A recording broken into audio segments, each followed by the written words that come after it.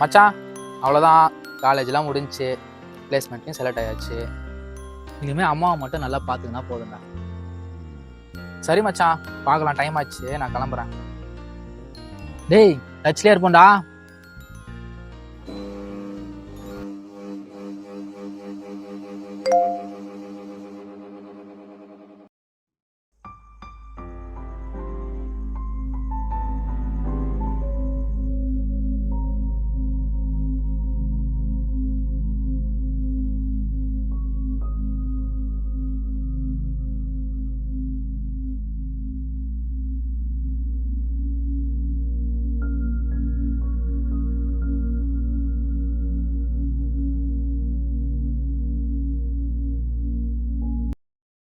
என்னோட ஸ்கில்ஸுக்கு ஏற்ற வேலை கடைசி வரைக்கும் கிடைக்காம போயிடுமா?